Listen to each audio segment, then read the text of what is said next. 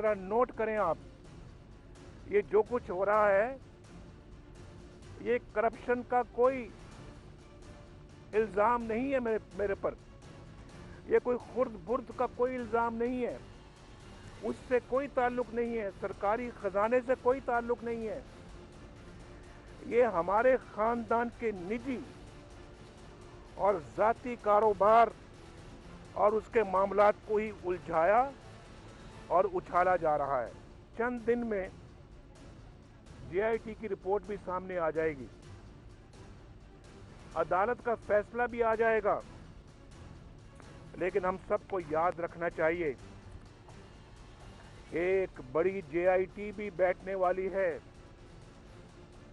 ایک بڑی عدالت بھی لگنے والی ہے۔ 20 کروڑ عوام کی جے آئی ٹی، 20 کروڑ عوام کی عدالت، ہم سب کو اس جے آئی ٹی کے سامنے پیش ہونا ہے۔ عوام کے فیصلوں کو روند کر مخصوص ایجنڈے چلانے والی فیکٹریاں اگر بند نہ ہوئیں تو آئین اور جمہوریت ہی نہیں، ملک کی سلامتی بھی خدا نخواستہ خطرے میں پڑ جائے گی۔ میں واضح کر دوں کہ اب ہم تاریخ کا پہیہ پیچھے کی طرف نہیں موڑنے دیں گے۔ وہ زمانے گئے جب سب کچھ پردوں کے پیچھے چھپا رہتا تھا، اب کٹ پتلیوں کے کھیل نہیں کھیلے جا سکتے۔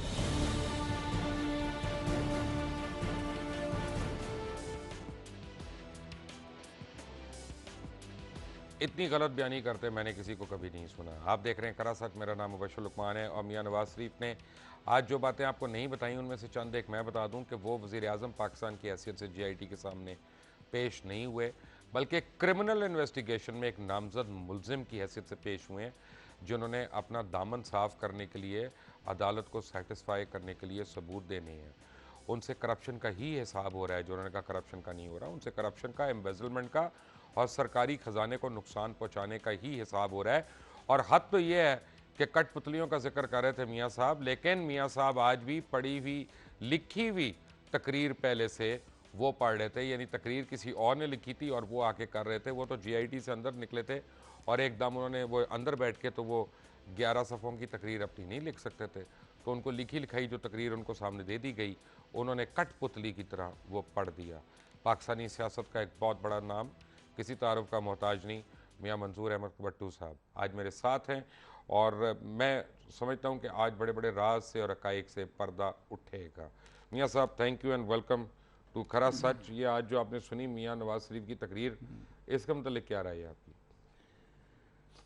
ایک تو یہ ہے کہ یہ اسپیچ جو ہے ان کی، یہ جے آئی ٹی کے متعلقہ نہیں تھی کہ انہوں نے کیا سوال کیے، انہوں نے کیا جواب دیے، اندر کیا ہوا اور اس کے بارے میں ان کے کیا تاثرات ہیں۔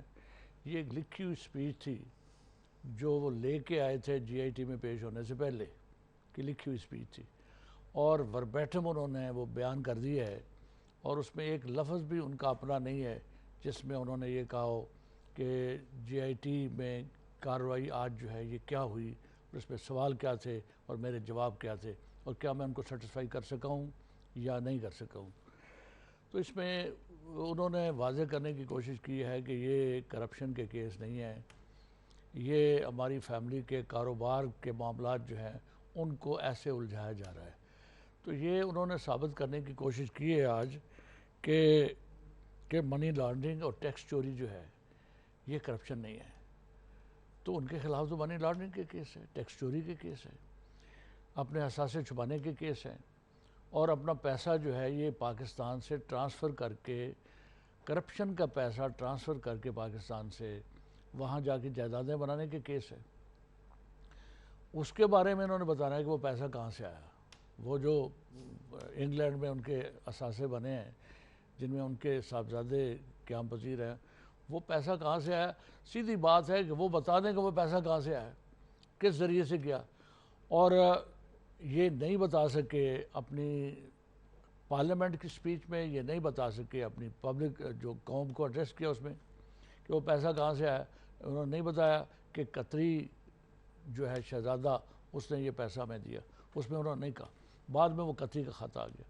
ایک ایک چیز جو ہے اس میں میاں صاحبان کی کنٹراڈکشن ہے، ان کی اپنی بات کی کنٹراڈکشن ہے، اور جو ثابت کرتی ہے کہ یہ گڑبڑ ہے اور یہ وسیع پیمانے پہ گڑبڑ ہے۔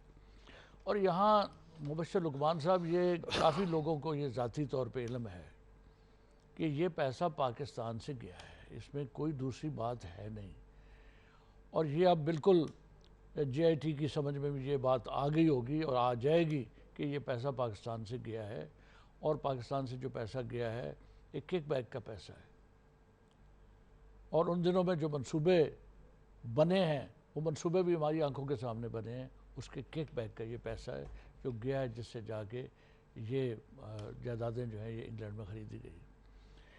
تو یہ ایک چیز جو ہے یہ میں سمجھتا ہوں کہ اچھی خوش آئند ہے پاکستان کے لیے کہ پاکستان کا سب سے مقتدر انسان، سب سے طاقتور انسان، وزیر اعظم طاقتور انسان ہے، چیف ایگزیکٹو کنٹری کا، ان کا احتساب ہو رہا ہے، اور وہ اس احتساب کے کٹہرے میں کھڑے ہیں، سپریم کورٹ میں کھڑے ہیں، وہ جے آئی ٹی میں کھڑے ہیں جس کو سپریم کورٹ نے بنایا، اور جے آئی ٹی میں کون لوگ بیٹھے ہیں؟ 17-18 گریڈ کے آفیسرز ہیں جن کے سامنے وہ گئے ہیں، ان کے صاحبزادے بھی گئے ہیں اور وہ بھی گئے ہیں، اور چیخ و پکار اس بات کی ہو رہی ہے کہ کرسی جو ہے وہ کیسی دی گئی ہے حسین نواز صاحب کو۔ تو وہ کرسی ہے، بڑی کمفرٹیبل کرسی ہے، اور اس کے ساتھ ڈیسک بھی پڑا ہے جس پہ ان کا ٹیشو پیپر کا ڈبہ بھی پڑا ہے، کتابیں رکھنے کی ہے، فائلیں رکھنے کی ہے۔ تو میں انہیں یاد کراؤں کہ انہوں نے لوگوں کو کس انداز میں رکھا کہ میں یہ گستاخی کر بیٹھا کہ پنجاب کی گورنمنٹ میں نے ان سے جمہوری انداز میں، پیورلی سیاسی انداز میں، اسمبلی کے اندر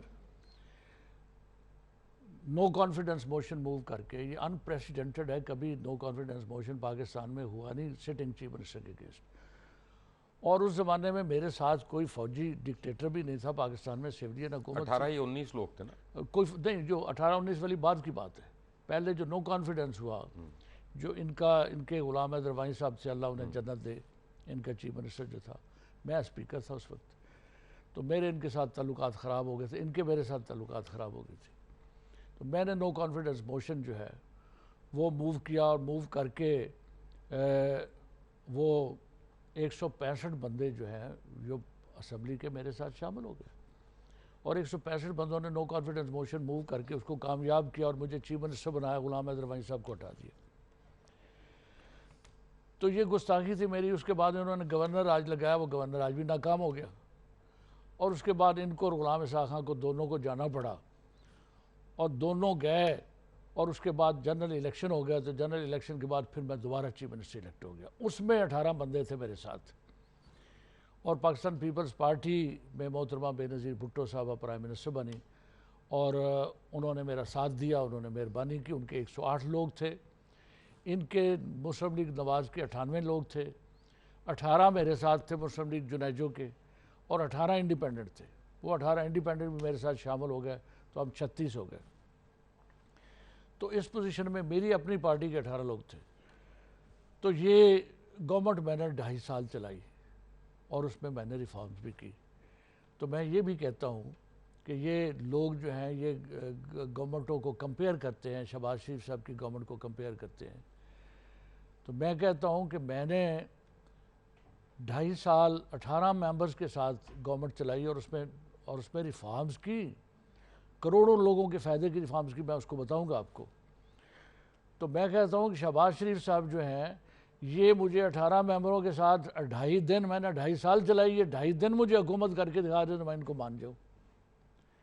تو ان کے تو بھائی صاحب وہاں پرائم منسٹر ہیں، 2/3 میجورٹی ان کے پاس ہے، جس بھی طریقے سے یہ لے لیتے ہیں، اور لے کے یہ چیف منسٹر بنتے ہیں، اور یہاں آ کے وہ بڑے منصوبے بنانے کی کوشش کرتے ہیں جس میں ان کا اپنا انٹرسٹ ہوتا ہے۔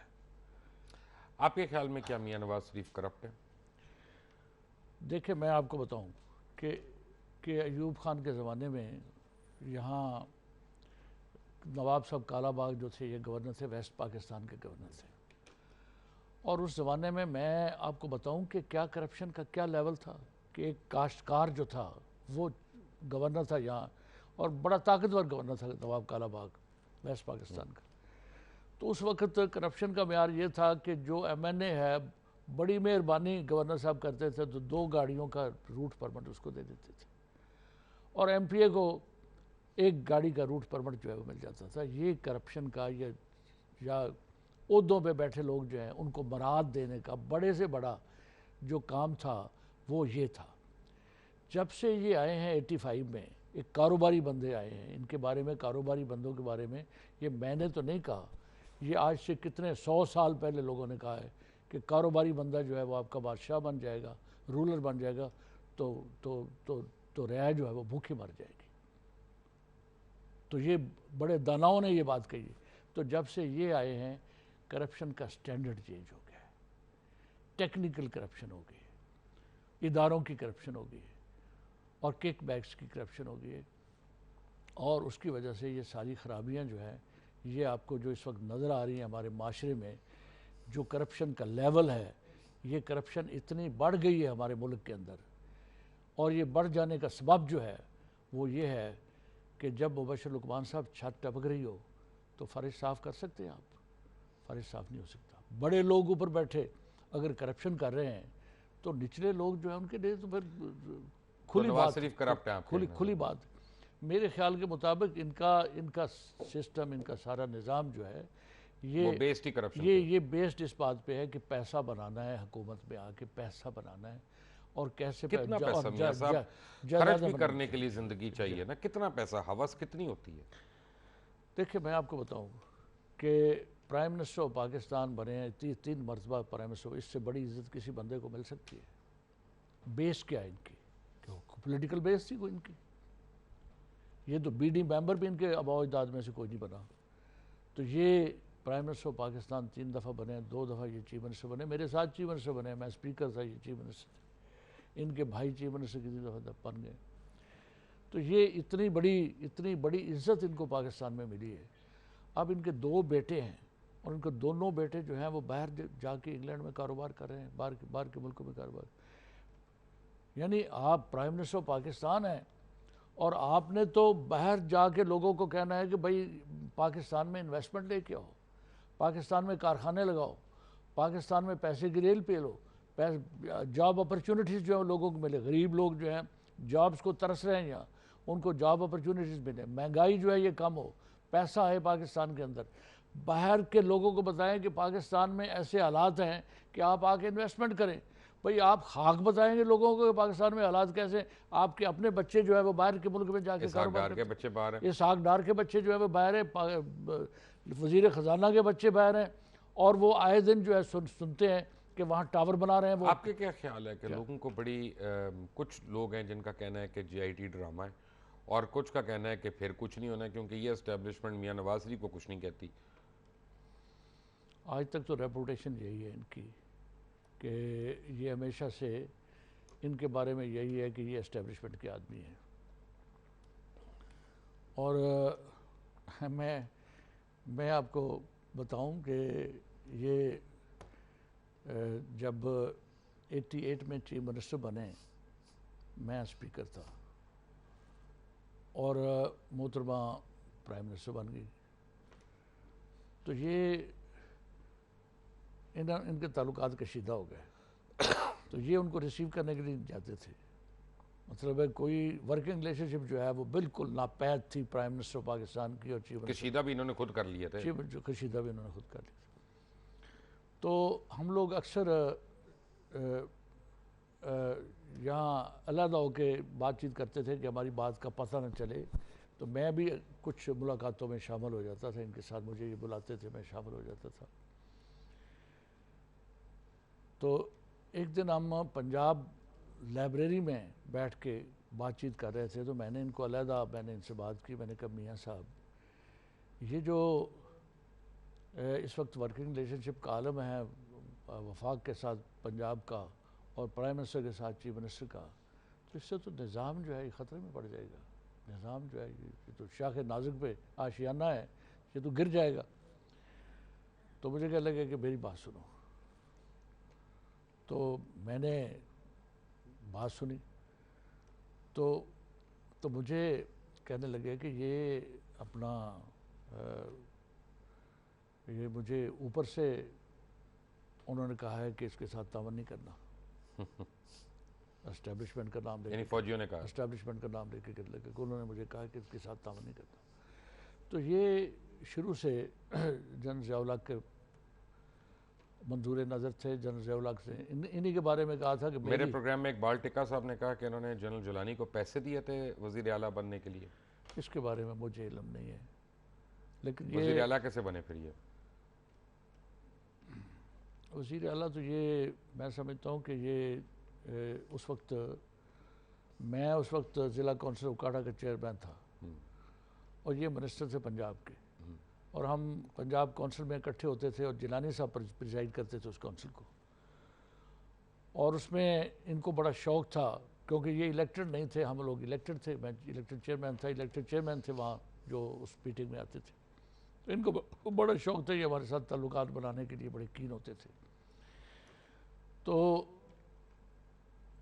اس وقت سے ان کا شوق تھا یہ کہ میں سیاست میں آگے بڑھوں. ایک زمانہ تھا اس سے پہلے یہ تحریک استقلال میں تھے، آپ کے علم میں ہے یہ تحریک استقلال میں اعتزاز احسن صاحب بھی وہاں پہ تھے، آصف وردک صاحب بھی، قصوری صاحب بھی، میں بھی تھا میں تحریک استقلال بیگم مہناز رفیع وغیرہ، یہ سارے تحریک استقلال، یہ سارے اعتزاز احسن اور یہ سارے ہم تحریک استقلال میں تھے. اور تحریک استقلال ایک بہت بڑا اصغر خان نے ٹریننگ انسٹیٹیوٹ بنا دیا تھا، پولیٹیکل ٹریننگ انسٹیٹیوٹ بنا دیا تھا.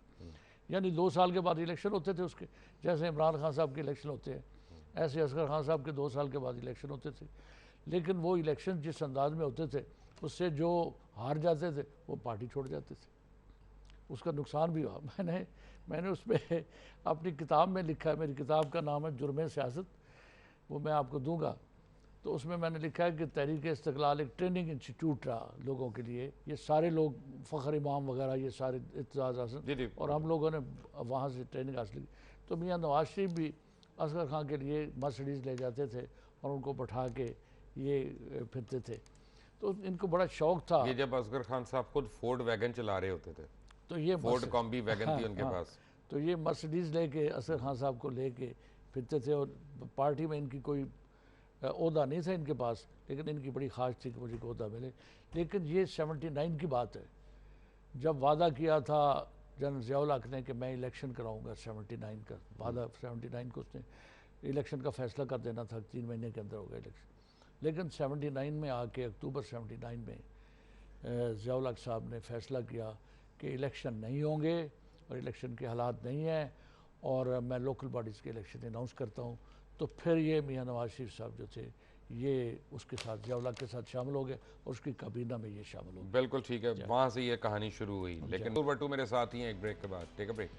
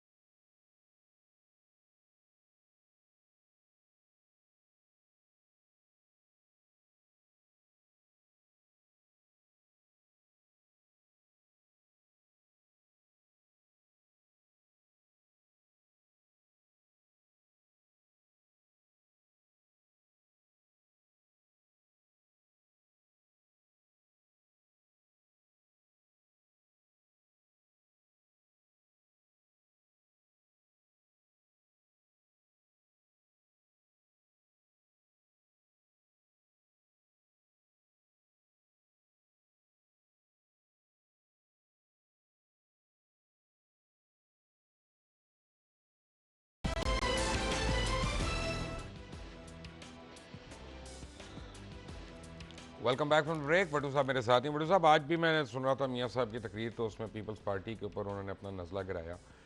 ویسے تو ہر موقع پہ جمہوریت بچانے کے لیے پیپلز پارٹی کی ان کو ضرورت پڑتی ہے اس کی گود میں بیٹھنے کے لیے, اور جب بھی موقع ملتا ہے وہ بتا دیتے ہیں کہ پیپلز پارٹی نے بڑی انتقامی کارروائیاں کی ہمارے ساتھ. تو کیوں آپ لوگ اتنے منتقم ہیں؟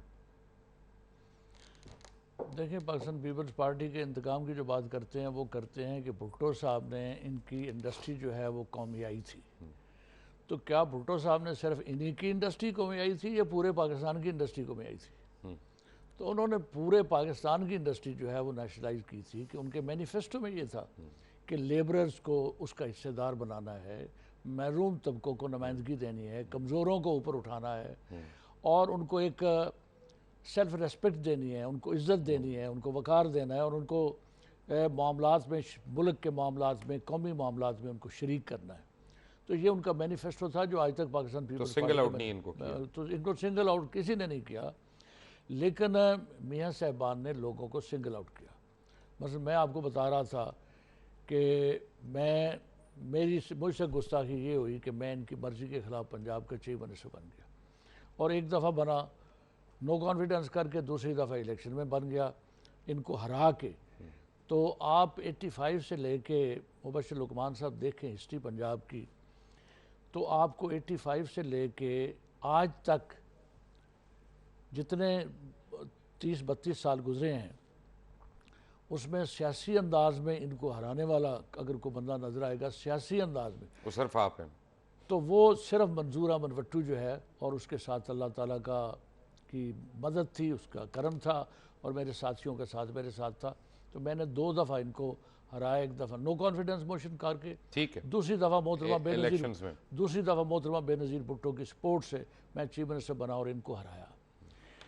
اور تیسری مرتبہ پھر ان کو ہرایا کہ انہوں نے میرے خلاف گورنر راج لگایا, اور گورنر راج ڈیفیٹ ہوا ان کا, اور میں بحال رہا, اور ہم نے ان کا مقابلہ کیا, ان کے گورنر راج کا مقابلہ کیا, اور پروونشل اٹانومی کا جو ہے اس کو پروٹیکٹ کیا ہم نے پنجاب کے اندر. تو اس کے لیے جب ان کی 97 میں ان کی گورنمنٹ آ گئی,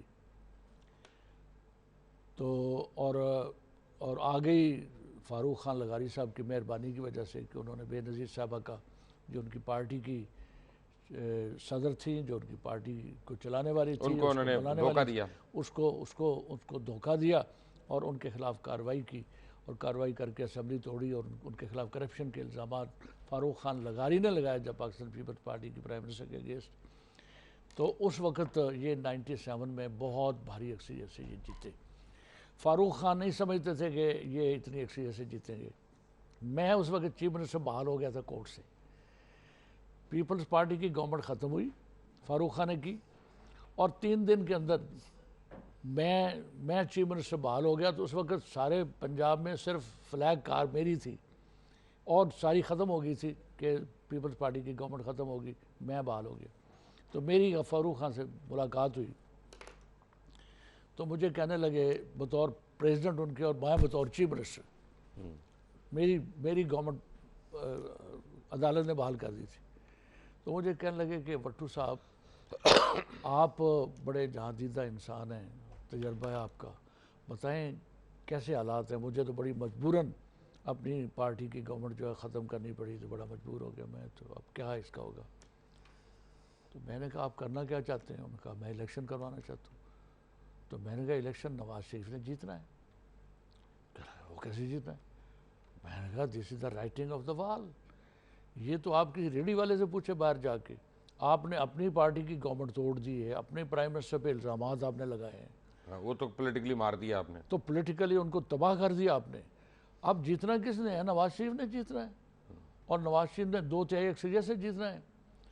اور میں نے کہا کہ آپ کی اگر کوئی سیٹلمنٹ ہے میاں نواز شریف صاحب سے تو پکی کر لو, کیونکہ انہوں نے پھر جانا اس بات سے, کیونکہ میرے ساتھ وہ ایک دفعہ کر چکے ہیں کہ میرے ساتھ ایگریمنٹ کر کے, باقاعدہ ریٹرن ایگریمنٹ کر کے, وہ اس ایگریمنٹ سے پھر چکے ہیں. مشرف کے ساتھ بھی پھر چکے ہیں. تو میں نے کہا کہ آپ ان کے ساتھ کو پکا ایگریمنٹ کر لیں اگر آپ کی کوئی سیٹلمنٹ ہے, کیونکہ انہوں نے پھر جانا ہے, اور پھر آپ کی بات نہیں وہ سنیں گے. اور آنا انہوں نے 2/3 اکثریت سے, وہ پریشان ہو گئے.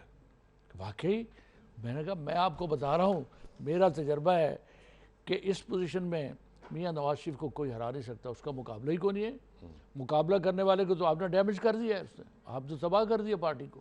ابھی کی بات بتائیں۔ تو ابھی کی بات جو ہے وہ یہ ہے کہ اس وقت آپ پوچھ رہے تھے کہ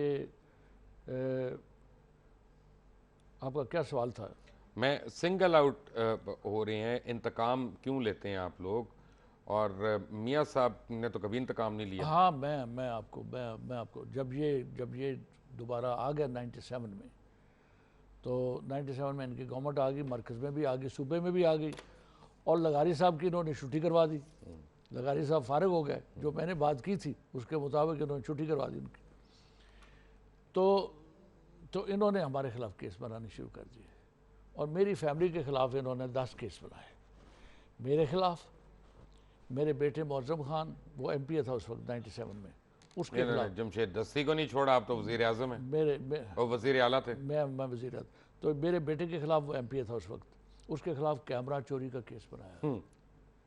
ایم پی اے کے خلاف کیمرہ چوری کا کیس، چیف منسٹر کے بیٹے کے خلاف اور ایم پی اے کے خلاف کیمرہ چوری کا کیس، اور ہمیں یاد آیا چوری ظہور اللہ کی بحث چوری کا کیس، کہ اس کے خلاف بحث چوری کا کیس بنا تھا۔ تو میں نے کہا میرے بیٹے کے خلاف کیمرہ چوری کا کیس، میرے کزن میاں شجاع کے خلاف کیس، میرا دوسرا کزن میاں نسیم خان کے خلاف کیس، میرا سمدھی جاوید عمر خان کے خلاف کیس، میرا پولیٹیکل سیکرٹری رانا گل ناصر کے خلاف کیس۔ تو سارے قابل ذکر بندے میرے خاندان کے جو تھے، ان سب کے خلاف انہوں نے کیس بنا کے ان کو گرفتار کر لیا۔ اب گرفتار کر لیا، چلیں بھائی گرفتار کر لیا، کیس کیسے تھے کہ سارے کیسز میں ہم بری ہو گئے اللہ کی مہربانی سے، سارے کے سارے کیسز میں باعزت بری کورٹ سے ہمیں کیا۔ لیکن ان کا انتقام دیکھیں آپ، کہ انہوں نے ہمیں حاجی نواز کھوکھر ہمارے ساتھ تھے، یہاں اپنا یہ فیصل صالح حیات ہمارے ساتھ تھے۔ تو یہ ہمارے جو کمرہ تھا جس میں ہم قید تھے، پکڑے ہوئے تھے، اس میں ہم 8-10 لوگ تھے، اور 8-10 لوگ ایک ہی کمرے میں تھے، وہیں ہمارا سونا، وہیں ہمارے بیڈ، وہیں ہمارا چھوٹا سا ٹائلٹ جو ہے، وہ چھوٹا سا ٹائلٹ سب نے یوز کرنا، سارے فیڈرل منسٹر لیول کے لوگ تھے، اور میرے ساتھ میں فارمر چیف منسٹر تھا۔ تو اس حالت میں انہوں نے ہمیں رکھا، اور پھر یہ دوسری جگہ پہ ہمیں شفٹ کیا انہوں نے۔ تو انہوں نے مبشر لقمان صاحب، میرے بیٹے معظم خان جو ایم پی اے تھا، اس کی آنکھوں پہ پٹی باندھی، اور پٹی باندھ کے اس کو گاڑی میں باہر بٹھا کے لے گئے، اور میں ساتھ کے کمرے میں تھا، اور مجھے انفارم کیا کہ آپ کے بیٹے کو آنکھوں پہ پٹی باندھ کے یہ گاڑی میں بٹھا کے باہر لے گئے۔ تو آپ اندازہ کریں کہ اس باپ کو کتنا ٹارچر کیا انہوں نے، کہ میرے بیٹے کی آنکھوں پہ پٹی باندھ کے یہ اس کو باہر گاڑی میں بٹھا کے لے گئے، کہ اس کو شوٹ کرنے کے لیے۔ کس کے لیے لے گئے؟ پٹی باندھ کے کیوں لے کے گئے؟ تو یہ پوزیشن انہوں نے ہماری بنائی اس وقت، اور پھر اس پہ اکتفا نہیں کیا۔ وہ ایک روز اس کو لے کے گئے، میرے بیٹے کو لے کے گئے، دوسرے دن مجھے ذاتی طور پہ میری آنکھوں پہ انہوں نے پٹی باندھی، اور میری آنکھوں پہ پٹی باندھ کے مجھے گاڑی میں بٹھایا، اور مجھے گاڑی میں بٹھا کے شہر میں لے کے گھمانے لے کے، اور مجھے یہ تاثر دیا، اور میرے رشتہ داروں کو، میرے لواحقین کو، میرے بچوں کو یہ تاثر دیا کہ آپ کے باپ کو یہ مارنے کے لیے لے جا رہے ہیں۔ تو یہ ان کے انتقام کی حالت ہے کہ اس انداز میں یہ لوگ جو ہیں یہ انتقام لیتے ہیں، اور اب یہ کہتے ہیں کہ فوج سے انتقام لے رہے ہیں، اور اب یہ کہتے ہیں کہ ہمارے بیٹے کو، جن کو ایک بڑی ریسپیکٹیبل کرسی، انہوں نے بڑی کمفرٹیبل کرسی، اپنی گاڑی پہ بھی نہیں آئے بائی دی وے، اب کمفرٹیبل کرسی ان کے بیٹے کو دی ہے، اور ساتھ ٹیبل رکھی ہے، اور بڑے آرام سے وہ عزت کے ساتھ وہ بیٹھا ہے، اور اس کا تماشا بنا دیا کہ ہمدردی حاصل کرنی ہے کہ حسین نواز صاحب کو انہوں نے۔ اور میں آپ کو بتاؤں کہ ہمارا طریقہ کار کیا ہے اور ان کا طریقہ کار کیا ہے۔ میرے ساتھ انہوں نے یہ سلوک کیا، اور جب ابھی ہم گرفتاری تھے، ابھی میری بیل نہیں ہوئی تھی، کہ پرویز مشرف نے مارشل لا لگا دیا، اور مارشل لا لگا دیا تو ہم اڈیالہ جیل میں تھے، راول پنڈی میں، اور جب پرویز مشرف کا مارشل لا آ گیا تو ہم لوگ جو نواز شریف کے قیدی تھے ہم کمفرٹیبل ہو گئے، جیل والوں نے ہمیں پروٹوکول دینا شروع کر دیا، ہماری خاطر تواضع شروع کر دی۔ تو ان دنوں میں حسین نواز جو ہے وہ وہاں پکڑ کے وہاں لے گئے اس کو۔ تو یہ حسین نواز کو لے کے گئے تو مجھے پتہ چلا کہ یہ بڑا پریشان ہے، روتا تھا، میں نے سنا، چھوٹا تھا روتا تھا، چھوٹا تھا، اور بڑا پریشان تھا اور بہت ہی پریشان تھا. تو مجھے پتہ چلا تو میں نے اس کو بلایا. تو میں نے اس کو بلا کے میں نے کہا کہ حسین نواز یہ تم پریشان ہو تو تم ہمارے بیٹے ہو اور بیٹے تو سانجے ہوتے ہیں, تو تم فکر نہ کرو, میں یہاں ہوں موجود اور تمہیں کوئی پریشانی نہیں ہونے دوں گا اور تمہارا خیال رکھیں گے اور ذرا بھی تم پریشان نہیں ہونا, اور میں تمہارے ساتھ ہوں, بالکل ہمیں اپنا چچا کی طرح سمجھو اور میں یہاں تمہیں کوئی پریشانی نہیں ہونے دیتا. انہوں نے میرے بیٹے کے ساتھ کیا سلوک کیا اور میں نے ان کے بیٹے کے ساتھ کیا سلوک کیا, یہ تو وہی بتائیں گے. یہ بنیادی فرق ہے.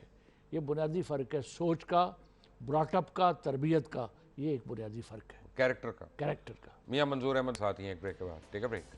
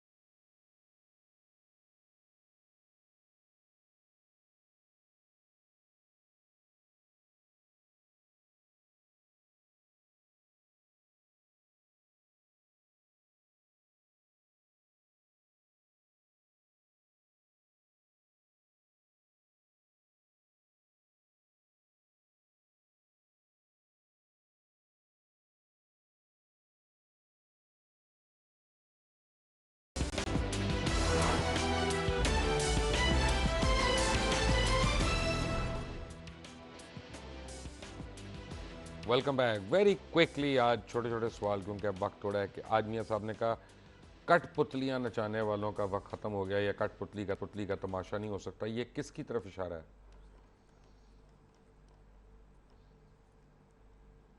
देखें, इनके मिजाज मुझे बिगड़े नज़र आते हैं और इनके रवैये में मुझे वो झलक नज़र आती है सुप्रीम कोर्ट पे अटैक करने वाली। और इनके रफ़का का रवैया जो है, और जिस अंदाज में वो JIT के बारे में गुफ्तगू कर रहे हैं, जिस तरीके से वो सुप्रीम कोर्ट के बारे में, सुप्रीम कोर्ट का इदारा है ना JIT, कोई आपका ये मेरा तो नहीं है। तो सुप्रीम कोर्ट के उस इदारे के बारे में जो ये गुफ्तगू कर रहे हैं, जिस अंदाज में ये कर रहे हैं, जो उसको ब्लेम दे रहे हैं, जो उस पर मिसट्रस्ट का इजहार कर रहे हैं, खुल्लम खुल्ला कर रहे हैं, तो वो सुप्रीम कोर्ट के ऊपर कर रहे हैं। तो ये सारा जो है, ये इनका जो मकसद है वो यही है कि ये उस तरफ मुझे जाते हुए नज़र आते हैं। तो इनका मुस्तकबिल क्या लगता है आपको? मुस्तकबिल मुझे इनका मशकूक नज़र आता है। इन पे खुदा ताला नाबेरबान हो गया है, जो मुझे नज़र आती है। इतना इक़्तिदार और इतनी इज़्ज़त मुल्क के अंदर, और मुल्क में इतना बड़ा इक़्तिदार, भाई जो है वो चीफ मिनिस्टर दूसरी मरतबा बन गया। आप 3 मरतबा प्राइम मिनिस्टर बन गया, 2 दफ़ा खुद चीफ मिनिस्टर बने। इतना बड़ा इक़्तिदार तो पाकिस्तान के अंदर किसी पॉलिटिकल फैमिली को नहीं मिला। ये नॉन पॉलिटिकल फैमिली, फौज को नहीं मिला, इतना तो फौज को नहीं मिला, ये नॉन पॉलिटिकल फैमिली को इतना बड़ा इक़्तिदार मिल गया। तो इन अल्लाह का शुक्र अदा करना चाहिए। दिन रात ये सजदे में पड़े रहें और ये पाकिस्तान के अवाम की खिदमत करें। और फारिग होंगे लूट मार से तो शहीदों का टाइम मिलेगा ना। बेलॉस अंदाज में ये मियाँ साहब, बात यह है कि आपको लगता है कि नवाज शरीफ जाएंगे तो फिर क्या होगा? देखें, ये इनका जाने का प्रोग्राम नहीं है। ये जाएंगे ना तो मॉडल टाउन का इंसिडेंट जो है ना, वो इनको नहीं जाने देगा।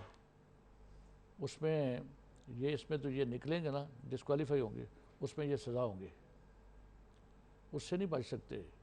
इन्होंने 14 बंदे ज़िबा कर दिए हैं और 120 बंदे के कितने जो हैं पुलिस के मुलाजमीन जो हैं, जिनके खिलाफ केस रजिस्टर हुआ है, मुलज़म है वो पुलिस के लोग। इनके भाई साहब मुलज़म है, ये खुद मुलज़म है उस केस में। और 90 बंदा ज़ख्मी किया और 14 बंदे का कत्ल कर दिए, दिन दिहाड़े बेदर्दी से कत्ल कर दिया। सारी दुनिया ने उसको देखा कि किस अंदाज में इन्होंने किया।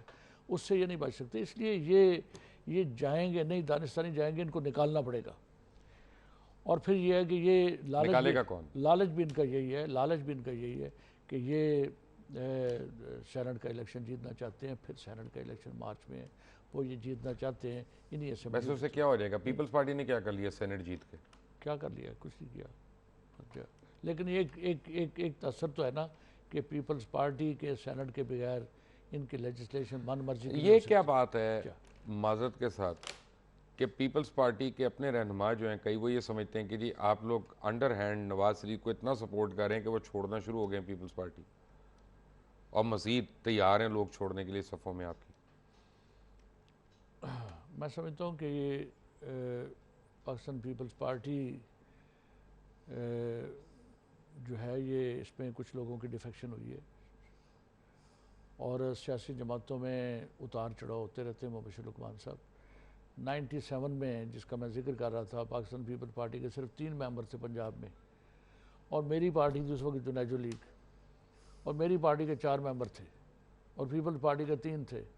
तो 4 मेंबर वाला जो है, सईद अहमद मनेस मेरी पार्टी का मेंबर था, मेरा बेटा मौज़म खान भी मेंबर था। तो सईद अहमद मनेस जो है मेरी पार्टी का मेंबर जो था, वो लीडर ऑफ द अपोजिशन था मेरी पार्टी का। Peoples party leader of the opposition भी नहीं थी पंजाब में। और 16 मेंबर थे कौमी असम्बली में सिर्फ पीपल्स पार्टी के। तो उसके बाद 97 के बाद 2002 में पीपल्स पार्टी ने कम बैक किया। और ये अगर 16 बंदे पाकिस्तान पीपल्स पार्टी के स्टालवर्स जो थे, ये मार्शल लॉ की अथॉरिटी में उनको हटा ना दिया जाता, उनको अलग ना कर लिया जाता, तो पीपल्स पार्टी की गवर्नमेंट बननी थी। अब आप मियाँ साहब को कितना वक्त दे रहे हैं? मैं अब इनको कोई वक्त नहीं दे रहा। इनको ये केस जो है पनामा लीक्स का, JIT का मामला जो है, उससे मुझे निकलते नज़र नहीं आते। तो ईद के बाद क्या आप लोग सड़कों पे निकल रहे हैं? देखें, ये डिपेंड करता है कि इसके फैसला क्या होता है। फैसला आप लोगों ने करना है, आप भी पार्टी की क़यादत है। डिपेंड करता है कि इनका फैसला कोर्ट से क्या होता है, JIT से क्या होता है, सुप्रीम कोर्ट से क्या होता है, डिपेंड करता है ये। अगर फर्ज करें इनके हक में आ गया तो फिर आप निकल रहे हैं? ان کے حق میں آ گیا تو میں سمجھتا ہوں کہ پاکستان کے عوام نکلیں گے ان کے خلاف، اور پارٹیز بھی نکلیں گی ان کے خلاف، پارٹیز بھی نکلیں گی اور پاکستان کے عوام بھی نکلیں گے۔ اور اگر ان کے حق میں نہ آیا؟ ان کے حق میں نہ آیا تو ان کی چھٹی ہو جائے گی، یہ تو خود جانے والی نہیں ہے، یہ ان کی چھٹی ہو جائے گی۔ تو سپریم کورٹ کو تو فوج کو کہنا پڑے گا، پھر کیا ہوگا؟ دیکھیں کل فوج کی سٹیٹمنٹ آپ نے پڑھی کل؟ جی ہاں۔ تو انہوں نے واضح طور پہ یہ کہہ دیا ہے کہ ہم اداروں کے ساتھ ہیں، پاکستان میں کسی بھی بیٹرمنٹ کے لیے ہم اداروں کے ساتھ ہیں۔ Last question. ایک چیز اور میں آپ کو بتانا چاہتا ہوں کہ اس میں نے ان کو، جب میں چیف منسٹرشپ سے ہٹا تو میں نے اپنے اثاثوں کے اشتہار دے دیے تھے کہ جب میں ایم پی اے بنا تو میری فیملی کے اور میرے یہ اثاثے تھے، اتنے افراد ہیں میری فیملی کے، اور اب جب میں 8 سال سپیکر رہ کے، 8 سال چیئرمین ضلع کونسل رہ کے، 2.5 سال وزیر اعلیٰ رہ کے، میرے اور میری فیملی کے یہ اثاثے ہیں، یہ میں نے ڈفرینشیٹ کر دیا تھا پہلے کا اور بعد کا، اور اشتہار میں نے دیا تھا جنگ اخبار میں اور باقی اخباروں میں، اور میں نے کہا تھا کہ میاں صاحب آپ بھی اپنے فیملی کے اثاثے کمال کرتے ہیں، وہ کیوں دیں گے؟ آپ بھی ڈکلیئر کریں، میری طرح ڈکلیئر کریں جیسے میں کر رہا ہوں۔ اب دوبارہ پھر میں نے، جب میں فیڈرل منسٹرشپ سے ہٹا ہوں 5 سال وفاقی وزیر رہ کے، تو پھر میں نے اپنے اثاثے ٹھیک ہے، مائی لاسٹ کویسچن ڈکلیئر کیے ہیں، اور میرا مطالبہ یہ ہے اس وقت آپ کے توسط سے کہ نواز شریف کا جو بھی فیصلہ ہو پاناما لیکس کا، وہ اپنے اثاثے ڈکلیئر میرا مطالبہ یہ ہے کہ یہ اپنے اقتدار سے پہلے کے اثاثے اپنے خاندان کے، جس میں سارے خاندان کے افراد ہو، اور آج کے اثاثے قوم کے سامنے پیش کر دے، اس کے بعد ہم اس کو پرائم منسٹر مان لیں گے۔ اب مجھے یہ بتائیں، لاسٹ کویسچن اور چھوٹا جواب پلیز، آصف علی زرداری اتنے نیک نام کیوں ہیں خاص طور پنجاب میں، کہ اگر میں آج لوگوں کو یہ کہوں ٹی وی پہ کہ 5 سال میں انہوں نے کوئی کرپشن نہیں کی، اگر کی ہے تو مجھے اس کا ایویڈنس دیں، تو ہر آدمی میرے اوپر الزام لگائے گا کہ میں نے ان سے لفافہ پکڑ لیا، یہ کیا وجہ؟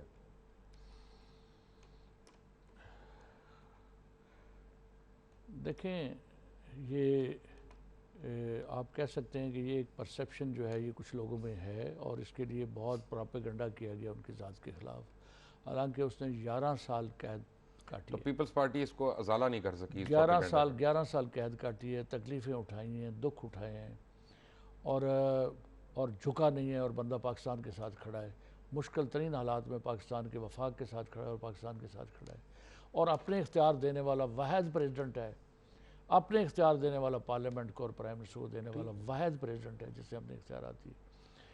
تو یہ چیزیں جو ہیں یہ میرے خیال میں یہ ٹھیک ہو جانی چاہیے، ان کا اصل کریکٹر اور اصل چہرہ جو ہے وہ لوگوں کے سامنے آنا چاہیے کہ محب وطن انسان ہے، دوست نواز انسان ہے، اور پاکستان کا خیر خواہ ہے، اور پاکستان کے غریب عوام کا خیر خواہ ہے۔ Thank you very much. میاں منظور احمد بھٹو کی آپ باتیں سن رہے تھے، اور ان کا ایک خیال کی گنتی شروع ہو چکی ہے، اور میاں نواز شریف کا اب ان کو اقتدار مزید نظر نہیں آ رہا۔ میاں صاحب کو آ رہا ہے کہ نہیں آ رہا وہ تو ان کی تقریروں سے ظاہر ہے، لیکن ایک بات طے ہے کہ میاں صاحب نے یہ بھی طے کیا ہوا ہے کہ پاکستان کے ہر ادارے کے ساتھ جو مرضی ہوتا ہے وہ اپنا اقتدار چھوڑنے کے لیے تیار نہیں ہے، چاہے اس کے بدلے میں جس مرضی عزت کا، جتنی مرضی عزت کا سودا کرنا پڑے۔ انٹل نیکسٹ ٹائم، اللہ حافظ۔